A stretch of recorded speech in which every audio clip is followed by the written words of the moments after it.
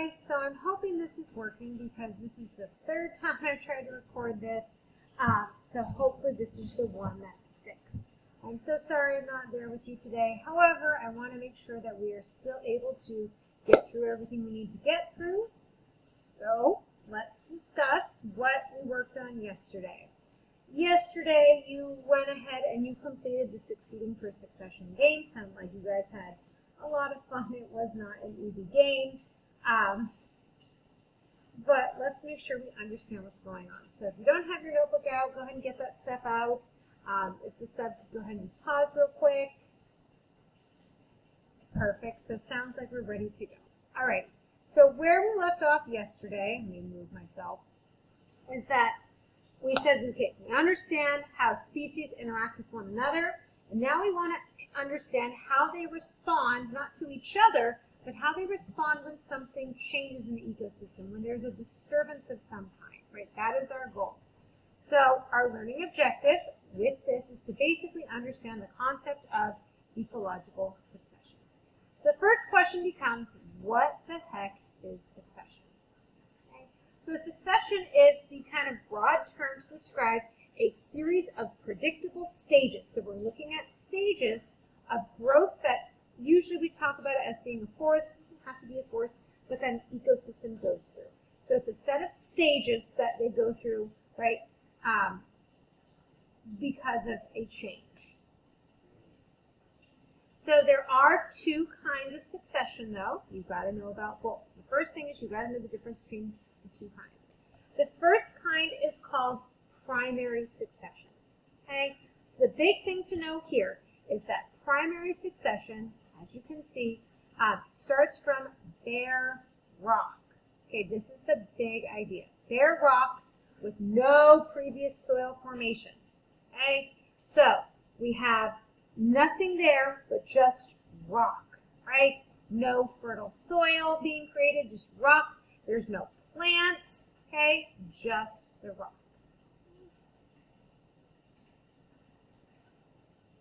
Okay, so that's the big thing.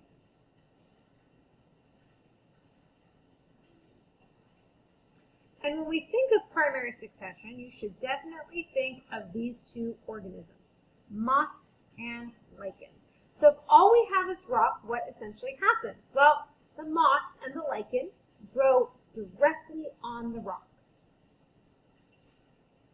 And because they go directly on the rocks, they're actually going to do their homeostatic processes on the rocks. But they are going to do something really important. They're going to help to break down the rock.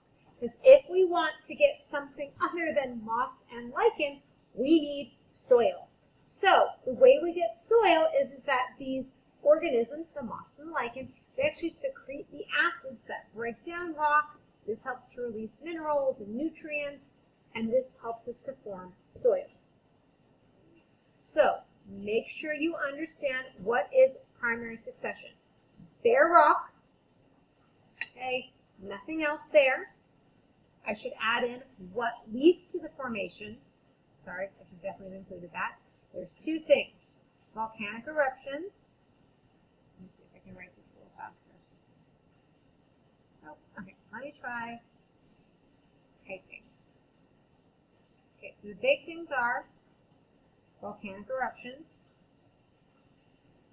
Lead to this, because think about when a volcanic eruption occurs, right? We're going to be covered with all that igneous rock, that lava that hardens. So that's going to lead to primary succession kick-starting and what's known as glacial or glacier retreat.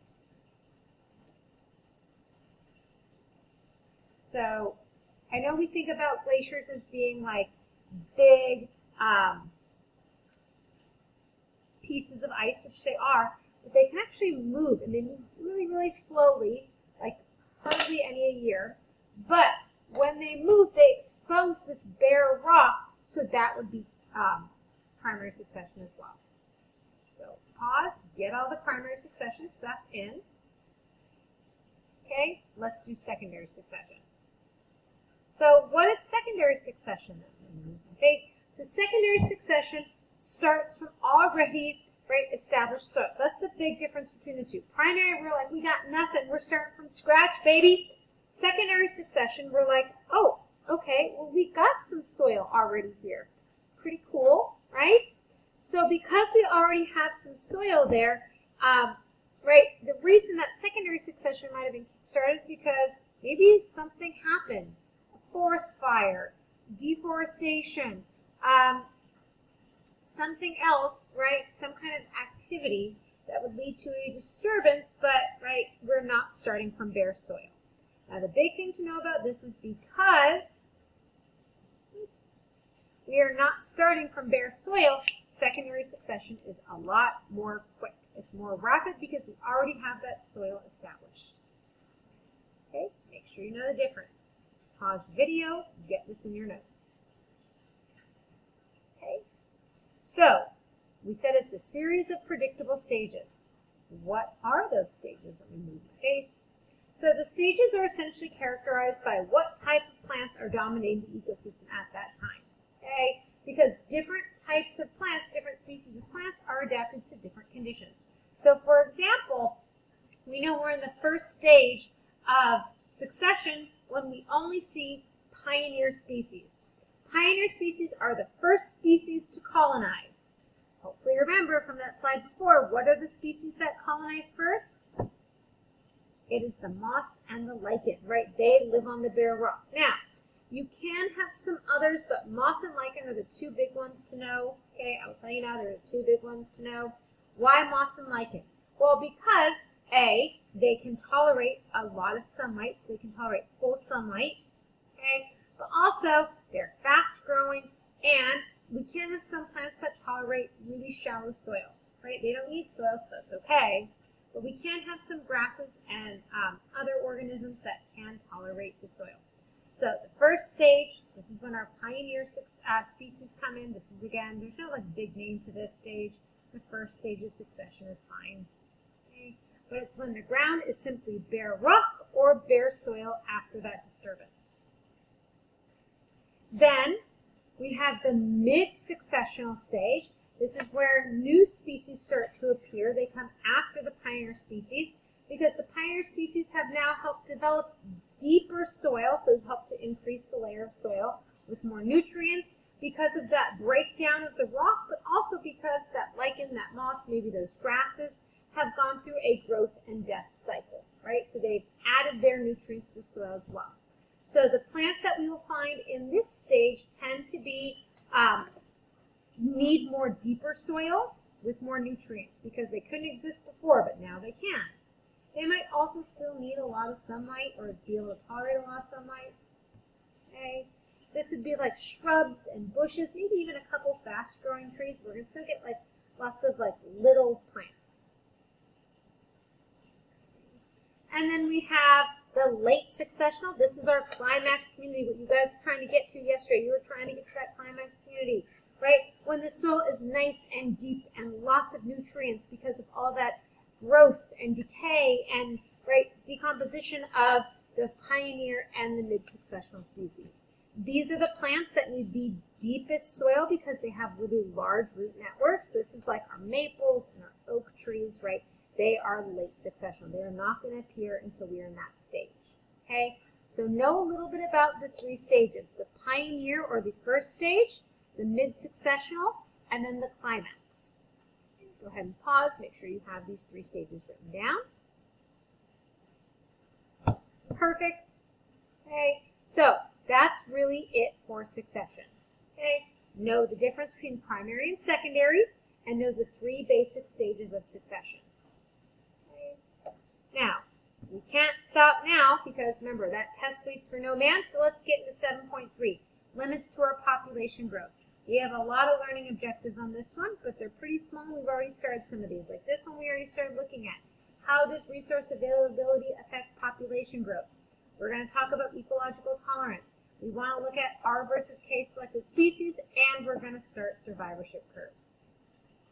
So, organisms need certain conditions to survive, right? This is going to have a big impact on their populations.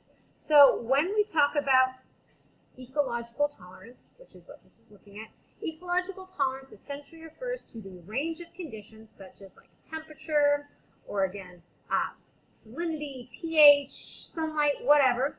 But as you can see, organisms can endure or tolerate before they become injured or death results. So let's take a look at this picture. We have a little fish. He looks so happy. That's because he's in his optimum range. And this might be something like, let's say this is pH. We're looking at the pH. So this fish is in its optimum range. It's doing good, survived, right? No big issues. But if we get too far out of its optimum range in either direction, maybe the pH is too high or the pH is too low, then we're going to enter this, you see, it's called the stressed range.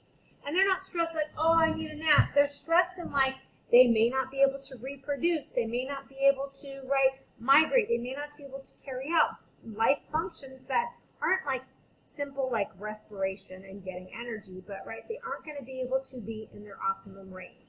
So this might be where they're not dead, right? Maybe they're just, in this case, they say injury, but they're not dead because they're still alive, but they're not being able to survive in the way they would in their optimum range.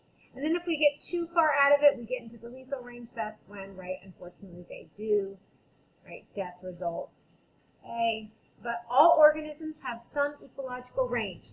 Some organisms, think about maybe those ones that have a very narrow niche, have a small ecological range. Organisms that have a broad niche might have a big optimum range, a big ecological tolerance. Okay? But this is definitely something that affects populations. It limits them. Organisms don't have unlimited, they can't survive everywhere. This makes sense for humans too, right? We can't survive everywhere. We have an optimum range as well for certain conditions. So know about ecological tolerance. Additionally, this one's going to come back. You've heard about this before. We know that populations are limited by basic limits on resources, the carrying capacity. You saw this graph in bio. It's coming back again. Just know the basics. Organisms are always in competition with one another, aka the same species, or with different species. That's the interspecific competition. When we have unlimited resources, we experience exponential growth. You can see that here, Eventually, that's going to lead to a little bit of overshoot, but eventually we will die off, go back down, go below it, and then we get to this kind of unstable equilibrium phase. Okay? So, just know some basic terms. Carrying capacity, again, carrying capacity is the amount an organism within a region can be supported. Overshoots when we exceed that carrying capacity, and then die off is when it goes back down.